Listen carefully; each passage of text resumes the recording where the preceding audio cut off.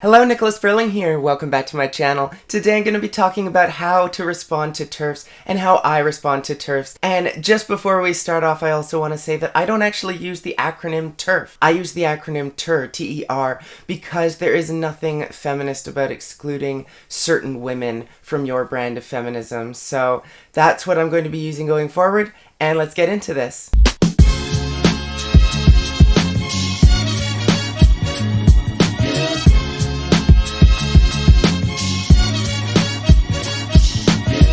If you do respond, there's a few ways that you can do that. You can either be very serious in the response that you are giving, and you can assume that a person is coming from a place of ignorance and a place where they're willing to learn. Now, I would say that this is the job of cis people. This is something that I would put the onus on them to do, because a lot of the time trans people are facing hatred, and that can present itself because of ignorance, but it's very difficult for trans people to deal with this and to react to it. So if you as a cis person are able to do that, that is much appreciated, and that is how you can be a very good ally. Now, I have gone this route in the past, and I don't recommend it.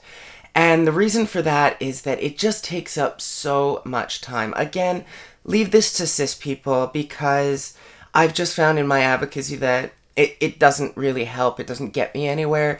All it does is get on my nerves. I went through a period of time where I was just making jokes and dismissive comments towards transphobia, and the reason for that was I was just trying to keep those transphobes away from other trans people who maybe don't have the capacity to deal with that I do, because I seem to be able to just brush that off. And also, it's just fun to waste their time and to make them look silly, because you can always poke holes in the arguments of a transphobe. I then went through a period of time where I started to share a lot of the transphobic comments that I was receiving, and I was doing that in an attempt to show cis people what it is that trans people experience, because I think that a lot of cis people really don't understand what trans people go through, and that's something that I think we need to change. In the work that I do now, I have the ability to reach large audiences in a variety of different ways. And so the ability for me to reach what is essentially the movable middle, that's what we talk about in politics, which is this group of people that is really not galvanized to a certain issue. And it's really strange to think of my life, my identity as being an issue. But when you break it down, that is essentially how these folks are looking at our lives. And we need to be able to sway them. So you take that movable middle and you get them on your side. And that's what I'm trying to do. I'm trying to spread positivity and bring light to people's lives and educate people in a way that they are able to take from that knowledge of what it is to be a trans person. They've seen me, and I've reached people that may have never met a trans person or thought that they met a trans person. I'm sure they have, and they can learn something about my life and about the lives of other trans people, and they can become allies. Because if we can take the movable middle, bring them onto our side, then we have the majority of the population, and then it's just a matter of chipping away at those remaining people that still are not convinced. And there's always going to be people that are going to oppose you. So I don't think that anyone expects this to go away completely, but when you look at the gay movement, for instance, the trans movement is basically just behind the gay movement, and that's what we're trying to follow. So like I said, I don't really focus on those things that I originally spoke about as much anymore, but I do still think that it's important to call out hate comments and educate cis people, do all of that. But I think when it comes to the particularly ignorant, the particularly transphobic individuals, I would never recommend that a trans person engage with them. I managed to change a few people's minds, I will admit, when I operated in a way that I engaged transphobes and tried to meet them on their level and figure out what it was that was making them believe the things that they were believing, and then go point by point through all of that. It just takes hours and hours and hours to convince a single person, and I'm not saying that it's not worth it to convince a single person. It's always worth it to convince a single person. But I think that you can convince a lot more people that being trans is perfectly normal and should be accepted.